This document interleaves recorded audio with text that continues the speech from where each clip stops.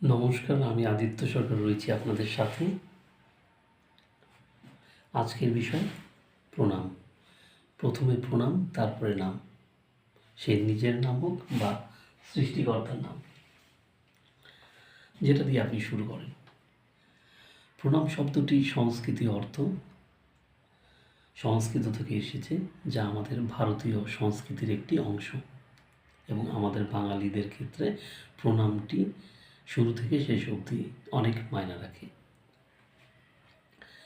আমি 3 প্রকার প্রণামের সম্বন্ধে বলব: পায়ে হাত দিয়ে প্রণাম, দণ্ডবত প্রণাম ও ষষ্ঠাঙ্গ প্রণাম।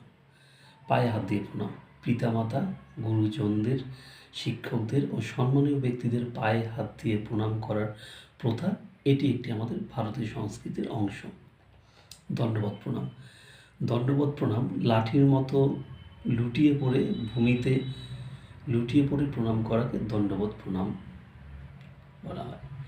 আর সর্বশেষে ষষ্ঠাঙ্গ প্রণাম। ষষ্ঠাঙ্গ প্রণাম শরীরের 8টি অংশ, বক্ষ, মাথা, চোখ, হাত, হাঁটু, বাক্য ও মন, এগুলোকে ভূমিতে স্পর্শ করে প্রণাম করাকে সাষ্টাঙ্গ প্রণাম বলে। তাহলে 3 প্রকার প্রণাম গেল। আর প্রণামের অর্থ কোনো ব্যক্তি তার নিজের সত্তার সামনে নিজেকে ছোট করে গভীর সম্মান ও ভক্তির প্রকাশ ঘটায়, এরকম এক প্রকার অর্থ।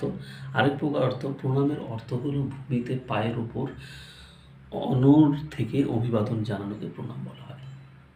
সর্বোপরি প্রণাম করার ফলে আমাদের মনে ইতিবাচক প্রভাব ফেলে, যা আমাদের মনকে অনেক দৃঢ় করে এবং নম্রতা ও অহংকার বোধকে পরিহারের একটি মাধ্যম হিসেবে মানা হয় এই প্রণামকে। প্রণাম ভালোবাসা ও বহিঃপ্রকাশের একটি মাধ্যম, যা পারিবারিক সম্পর্ককে আরও গভীরতায় নিয়ে যায় বা গভীরতা ভাব প্রকাশ করে। এবং এই প্রণাম বিভিন্ন পূজা পার্বণ, বিবাহ, অন্নপ্রাশন, এই সমস্ত শুভ কাজে প্রণামকে শুভ বলে মানা হয়, এবং এই প্রণাম করলে তার ফলরূপ আশীর্বাদ পাওয়া যায়, যেটা আমাদের বিশ্বাস। ভালো থাকবেন সবাই। নমস্কার।